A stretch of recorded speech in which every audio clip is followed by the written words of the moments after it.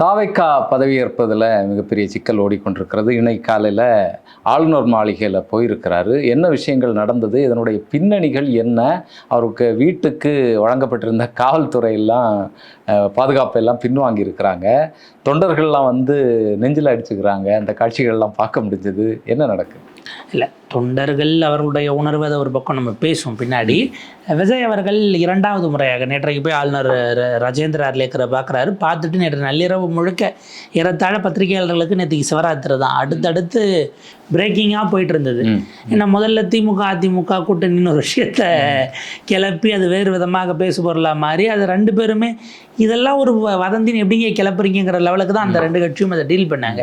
இன்னொரு பக்கம் பார்த்தா இவர்களுக்கு வழங்கப்பட்ட கான்வாய், ஒரு பட்டின பார்க்கறதுக்கு போகும்போது சிஎம்முக்கான அந்த பாதுகாப்பு கான்வாய் இருந்தது.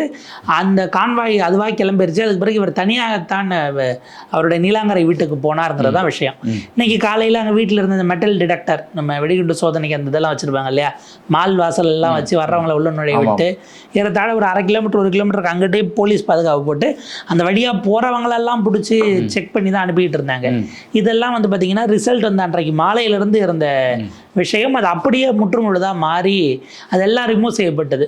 உடனே என்ன பண்ணிட்டாங்க, பாஜக பழி வாங்குது, காங்கிரஸை உள்ளே கூப்பிட்டதுனால அதனுடைய நீட்சியாக அது இருக்கிறது அப்படிங்கிற செய்தி கிளம்ப தொடங்குச்சு. அது ஒரு வகையில் உண்மையாக கூட இருக்கலாம். என்னென்னா, இப்போ காங்கிரஸை கிட்ட சேர்க்காம இவங்க கேட்டிருந்தா அல்லது இவங்க உடன்பட்டு இருந்தால் அதிமுகவை கூட சேர்த்து விடுவதற்கு அது வித்தா எடப்பாடி அல்லது வித்தவுட் எடப்பாடி அப்படிங்கிற அளவுக்கு ஒரு திட்டம் கேட்டால் பார்த்துக்கலாங்கிற நிலையிலும் இல்லை.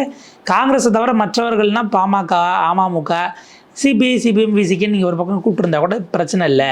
அவங்கள இப்போ கூப்பிடக்கூடிய ஒரு முயற்சி நடந்தது.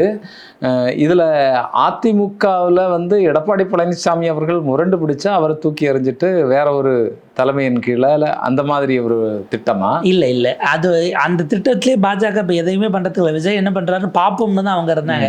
இவர் காங்கிரஸை கூப்பிடாம இருந்திருந்தா ஆக்சுவல் ஷெடியூல் வந்து ஆளுநர் பதவி பிரமாணம் செஞ்சு வச்சுட்டு அவர் கேரளா போகிறதா இருந்ததாகத்தான் அந்த தரப்பில் சொல்கிறாங்க. காங்கிரஸை சேர்த்துங்கிறது பாஜகவை கோவப்படுத்தி இருக்கிறது.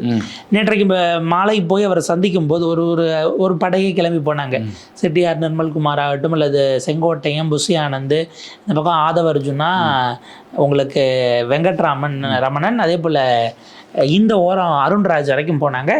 ஆளுநரும் இவங்களுடைய காஸ்டியூமில் இந்த வெள்ளை ஷர்ட் இந்த பேண்ட்டுங்கிறதெல்லாம் ஓடிக்கிட்டு இருந்துச்சு. அவரும் என்ன ட்ரெஸ் கோடு, அவரும் ட்ரெஸ் கோடுக்கு வந்துட்டாரா அப்படிங்கிற மாதிரிலாம் அதை போட்டு ஓடிக்கிட்டு இருந்துச்சு. ஆளுநர் அவர்கள் 113 தான் வந்திருக்கு, இதை வச்சுட்டு எப்படி உங்களால் ஆட்சி அமைக்க முடியும், உறுதியாக ஸ்திரத்தன்மை இருக்காதில்ல அப்படின்னு கேட்டிருக்கிறாரு. ஆட்சி முதல்ல அமைச்சிருங்க, அதுக்கப்புறம் நாங்கள் வந்து நிரூபிக்கிறோம் அப்படின்னு சொன்னாங்களா? அதை தான் கவர்னர் சொல்லணும். ஆனால் அவர் அப்படி சொல்லலைங்கிறதா தான் சொல்லப்படுது. மொத்தமான எண்ணிக்கையை நீங்கள் வந்து எனக்கு காட்டினீங்கன்னா தான் நான் அனுமதிக்க முடியும், சப்போர்ட் அதுக்கப்புறம் நீங்கள் நம்பிக்கை கோரும் தீர்மானம் கொண்டு வந்து பாஸ் பண்ணிக்கோங்கிறதாக அவர் தரப்பில் சொல்லப்பட்டிருக்கு. இதுக்கு பிறகு அவங்க டைம் கேட்குறாங்க. 2 வாரம் வரைக்கும் கேட்கப்பட்டதாகவும் அவர் 2 நாள் தான் கொடுக்க முடியும் என்பது ஆளுநருடைய தரப்பு என்பதோட செய்திகள் வழக்கம் போல் சொல்லப்பட்டது, கூறப்பட்டது. அந்த ஃபார்மேட்டுக்குள்ள ட்ரெடிஷனுக்குள்ளே போயிட்டாங்க. இதற்கு நடுவில் அவங்களுடைய எம்எல்ஏக்கள்லாம் கொண்டு போய் ஏற்கனவே காலையில் முந்தின நாளே மீட்டிங் நடந்து எல்லார்ட்டையும் கையெழுத்து போட்டு வரதான் சட்டமன்ற குழு தலைவர்னு வாங்கியிருக்காங்க இல்லையா, அது இருக்குது. அவங்களெல்லாம் கொண்டு போய் செங்கல்பட்டுக்கிட்ட ஒரு ரெசார்ட்டில் தங்க வச்சுருக்காங்க. அது ஒரு சைடு ஆச்சா. இந்த ரெசார்ட் பாலிட்டிக்ஸ் அவங்கள பாதுகாப்பாக வச்சுருக்கிறதுங்கிறது நம்ம கட்டுப்பாட்டில் நம்ம இதுக்குள்ளே தான் இருக்கணுங்கிறதுக்காக அது இன்றைக்கி எல்லா கட்சியும் செய்ய வேண்டியதாக போயிடுச்சு, தவிர்க்க இயலாத ஆயிடுச்சு. அடுத்து காங்கிரஸும் 5 பேரை பாதுகாக்க ஏதாவது பண்ணலாம். ஸோ இது ஒரு பக்கங்கிறதோட நின்றுச்சு. இதற்கு பிறகு தான் வந்த சிக்கல். கவர்னர் வந்து லீகல் ஒப்பீனியன் கேட்குறாரு. அவர் அட்டார்னி ஜெனரல்கிட்டையோ இல்லை சாலிசிட்டர் ஜெனரல்கிட்டையோ தேவை ஏற்பட்டால் இப்படி எண்ணிக்கை இல்லாமல் நான் கூப்பிடலாமான்னு எனக்கு சந்தேகம் இருக்குது. சட்ட நுணுக்கங்களை தெரிந்து கொள்வதற்காக நான் மேலே கேட்டிருக்கேன் டெல்லியிலனா அங்கல்ல, நீங்கள் டெல்லினா டெல்லி தான், டெல்லியில் இருக்கக்கூடிய சட்ட நிபுணர்கள் அவங்கக்கிட்ட ஒப்பீனியன் கேட்டிருப்பதாக அது அந்த ஒரு விஷயம் நிற்கிது. இப்போ இதற்கு இதை தாண்டி இல்லை அப்படி கிடையாது. இப்போ தாவேக்கா அதை கடுமையாக கண்டிச்சிருந்துருக்கணும்.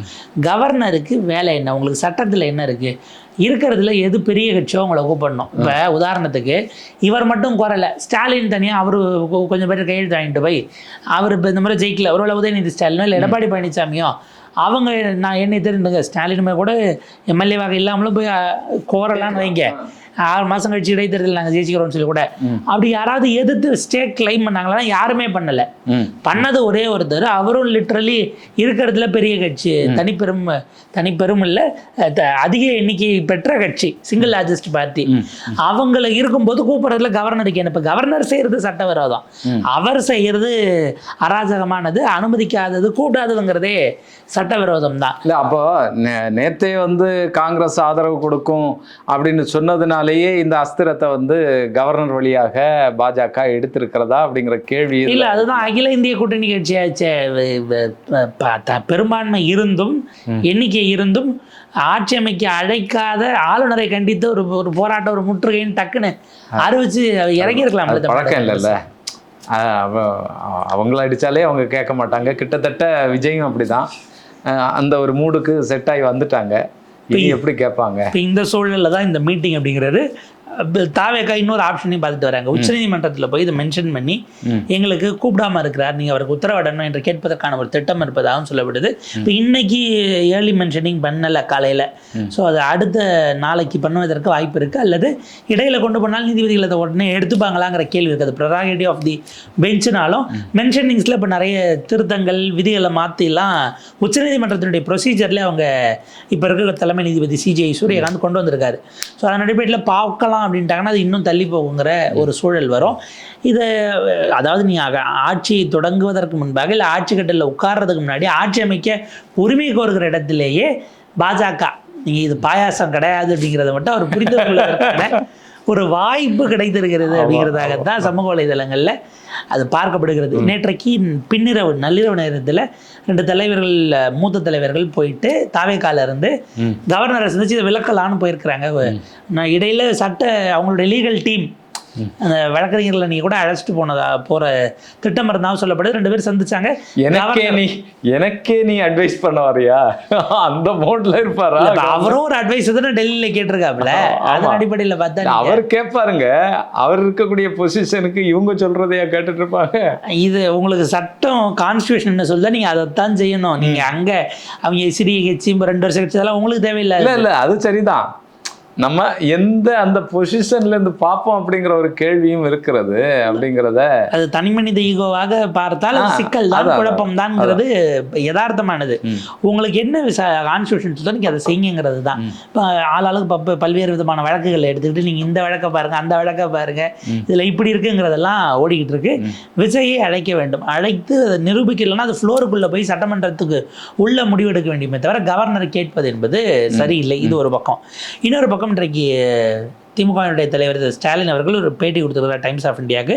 விஜய் அரசை நிறுவட்டும், நாங்க தொல்லை கொடுக்க மாட்டோம், எந்த விதமான இடையூறும் திமுக செய்யாது, 6 மாதங்கள் அவரை நாங்க விமர்சிக்கவும் மாட்டோம், அவர் அரசுக்கான விஷயங்கள் என்ன ஏதுன்னு தெரிஞ்சுக்கிட்டு தொடங்கட்டும், அதற்கு பிறகு நாங்கள் எதிர்கட்சியாக எங்களுடைய வேலையை அழுத்தம் திருத்தமாக செய்வோம், பல விஷயங்கள் அதில் இமீடியட்டாக முடியாது அப்படின்னாலும் கூட முடியக்கூடிய திட்டங்கள் 2500 கஷ்டம், அட்லீஸ்ட் அந்த 1000 தொடரணும். வெளிப்படையாக வச்சு ஆமாம், 2500 உடனடியாக வந்து உட்கார்ந்து செய்யறது கொஞ்சம் கஷ்டமாக இருக்கும். அந்த 1000 தொடரணும். எங்களுடைய காலை உணவு திட்டம், அந்த மாதிரியான சில விஷயங்கள் எல்லாம் அரசியல் மாச்சரியம் இல்லாமல் அவர் தொடரணும் அப்படின்னு நான் கேட்டுக்கிறேன் என்பதாக அவருடைய பேட்டிங்கிறது காலில் இருந்து ஓடிக்கிட்டு இருக்கு. அதுதான் எடுத்து அவங்க தரப்புல இந்த அளவுக்கு சொல்றவராயா உங்களுக்கு உங்க ஆட்சியை கவுகத்தி அதிமுகவோட கூட்டணிக்கு போவார், என்னையா பேசுறீங்கிற மாதிரி அந்த பக்கம் அவங்க தரப்புல ஃபயர் விட்டுக்கிட்டு இருக்கிறாங்க. அதுல என்ன சிக்கல்னா அந்த கான்வாய் விவகாரம் வந்துச்சு இல்லையா, கான்வாயில கடைசியில் என்ன போட்டு உடைச்சாங்க, கான்வாயை விஜயே திருப்பி அனுப்பிவிட்டார். இந்த எண்ணிக்கை சிக்கல்ல முதல்ல கான்வாய் வாபஸ் பெறப்பட்டது உடனே இழுக்கல ஒரு ஹீரோ வந்து நீங்க இப்படி அடிக்கலாமா? எப்படி நீங்க? ஐயோ அப்படி இல்லைங்க, ஒரு ஹீரோனா நீங்க எங்க வரீங்க? என்ன சொன்னாங்க, எனக்கு இன்னும் தனிப்பெரும்பான்மை வரலை, நான் அதை நிரூபிக்கிறதுக்காக அவங்க நாள் முன்ன பின்ன எடுக்கிற மாதிரி இருக்கு, அது வந்த பிறகு நான் முதலமைச்சராக பொறுப்பேற்ற பிறகு எனக்கு இந்த பாதுகாப்பு இருக்கட்டும்னு சொல்லி அவரே திருப்பி அனுப்பிவிட்டார். அதுதான் கிளியர் மெஜாரிட்டியோட அவரை பாதுகாக்கக்கூடிய வேலைகள்ல கட்சிக்காரங்க இறங்கி இருக்காங்க. விஜய்கிட்ட இந்த அவங்க விளக்குறதா, நாங்களே போங்கய்யா, அவர் ஆட்சிக்கு வந்த பிறகு நீங்க வாங்க அப்படின்னு சொல்லி பக்குவமா அனுப்பியிருக்கோம். சிடிஆர் நிர்மல்குமார் இன்னைக்கு அதை உறுதிப்படுத்துறாரு. அதாவது போற வழியெல்லாம் மக்களுக்கு அது பெரிய தொல்லையா இருக்கு, மக்களுக்கு தொல்லை அப்படிங்கிறது வரைக்கும் போயிட்டாங்க. இதில் இன்னொன்று என்னென்னா, இந்த நேற்று நைட்டு முழுக்க இந்த அளவுக்கு ரத்த கலரி ரணகலரியாக ஓடிக்கிட்டு இருக்கும்போது இன்னைக்கு பதவியேற்பு இருக்குன்னு நினச்சி ஒரு பெருங்கூட்டம் நேரு ஸ்டேடியத்துக்கு போயிட்டாங்க. போதானே செய்வாங்க.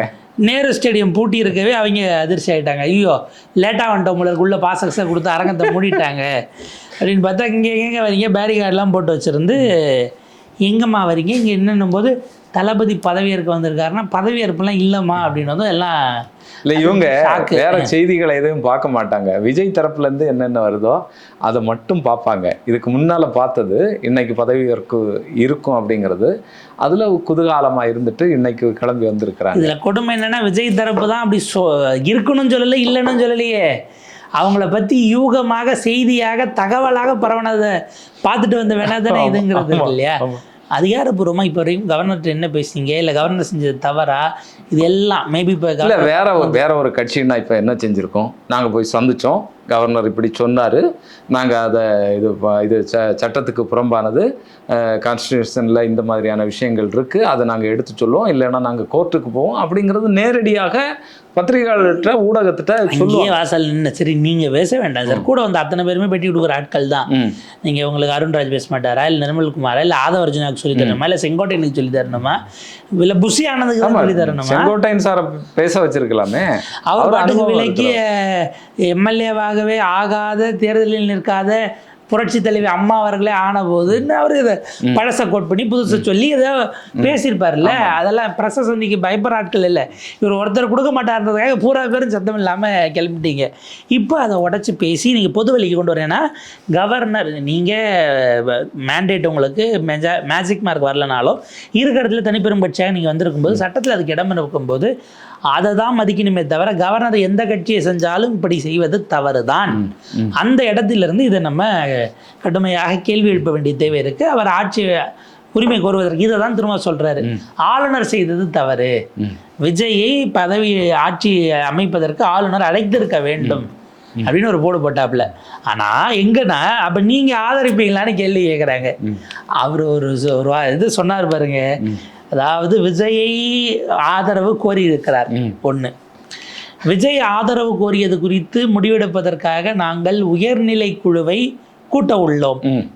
எப்ப உயர்நிலை குழுவை எப்போது கூட்டுகிறோம் என்பதை இன்றைக்கு அறிவிப்போம். ஆதரவா இல்லையான்னு இன்னைக்கு அறிவிக்கிறது இல்லை. ஆதரவா இல்லையான்னு பண்ணுறதுக்கு ஒரு ஹை லெவல் கமிட்டி மீட்டிங்கு, ஹை லெவல் கமிட்டி மீட்டிங் என்னைக்குன்னு டேட்டு ஃபிக்ஸ் பண்ணுறதுக்கு இன்றைக்கி ஒரு மீட்டிங்கு. இந்த மீட்டிங் முடிச்சு அறிவிச்சா அப்புறம் அந்த மீட்டிங் நடக்கும், அந்த மீட்டிங்கில் முடிவெடுத்து அறிவிப்போம் அப்படிங்கிறது தான் அவருடைய நிலைப்பாடு. அவர் சொன்னது அந்த கட்சியினுடைய விஷயங்கள் நல்லா தான் இருக்குது. அவர் சொன்னது உண்மையிலே சிறப்பான. அதாவது காங்கிரஸ் போன மாதிரி எல்லாரும் இன்றைக்கே முடிவை சொல்லிட மாட்டாங்க. 2 கம்யூனிஸ்டுகள் சிபிஐ சிபிஎம் கூட நாளைக்கு முடிவு எடுத்துக்கிறதா டென்டேட்டிவாக நாளைக்கு மீட்டிங் அப்படிங்கிற மாதிரி தான் அந்த விஷயங்கள் ஓடிக்கிட்டு இருக்கு.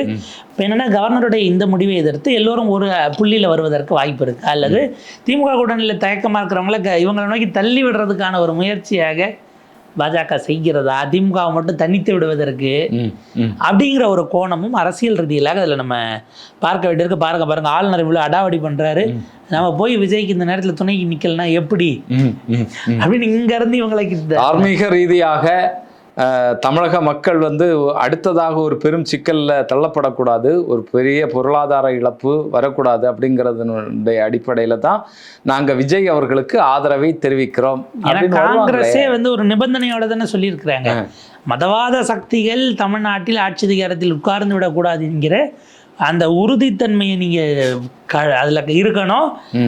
காமராஜர் வழியில், பெரியார் வழியில், அம்பேத்கர் வழியில் அரசமைப்பு சட்டத்தை எதிராக பார்க்கிற கட்சிகளுக்கு இடம் இல்லாமல் அந்த சக்திகளை விலக்கி வைத்து நாம் ஆட்சி செய்ய வேண்டும். அதுக்கு தான். அப்போ ஏற்கனவே ஒரு சந்தேகம் இவங்களுக்கு இருக்கா எனக்கு புரியலை. நீங்கள் அந்த சக்திகள் உள்ள ஏறிடும் அப்படிங்கிறத இவங்களே சொல்கிறாங்களா? சார், அது ஏற்கனவே அவங்க காலகாலமாக திமுக சொன்னது பாஜக உள்ள வந்துடும்னு. இப்போ பாஜக உள்ள வரக்கூடாதுன்றதுக்காக நாங்கள் போயிருக்கோம், இவங்க சொல்லிட்டு போகிறாங்க. ஸோ அதை தங்களை பாதுகாத்து கொள்ள தமிழ்நாட்டை பாதுகாத்து கொள்ள நீங்கள் அப்படியெல்லாம் நம்ம பேசிடக்கூடாது. சரி, அவங்களுக்கு ஒரு தியாக வரலாறு இருக்கும், அவங்க அதை பேசுவாங்க. வரட்டும், மக்கள் கன்வின்ஸ் ஆனாங்கன்னா பிரச்சனை இல்லை, நல்லபடியாக கேபினெட் வாங்கட்டும். எனக்கு தெரிய கன்னியாகுமரியில் இருக்கிறதுல சீனியருங்கிற வகையில் கிள்ளியூர் ராஜேஷ்குமார் அவர்களுக்கு அமைக்கிற பட்சத்தில் நிச்சயமாக ஒரு அமைச்சர் பதவிங்கிறது இருக்கும்ங்கிறது ப்ரெடிக்ஷன். அதுக்கு முன்னாடி இவங்க ஆட்சி அமைக்கணும், அதுக்கப்புறம் தான் அது இருக்குது அப்படிங்கிற விஷயங்கள். இதற்கு நடுவில் ஏதேனும் வேலைகளை பார்த்து இந்த விவகாரங்களை அப்படியே காலி பண்ண வாய்ப்பு இருக்கா, பாஜக வேறு வகையாக இடையூறுகளை உருவாக்க வாய்ப்பு இருக்கிறதா அப்படிங்கிறதையும் நம்ம பார்க்க வேண்டியிருக்கு. கவர்னர் எதற்காக இப்படி செய்கிறார், அடுத்த கட்டமாக எப்படி போகும், இப்படி இந்த ஒரு வாரம் இதிலே ஓடிடும்னு தான் பார்க்க வேண்டியிருக்கு. ஒரு முடிவை நோக்கி போய் ஒரு தெளிவான இடத்துக்கு வந்தால் இன்னொரு தேர்தலுக்கு சரியானதாக அது இருக்காது. நிச்சயமாக என்ன முடிவு எடுக்கிறாங்கிறது நம்ம பொறுத்திருந்து தான் பார்ப்போம்.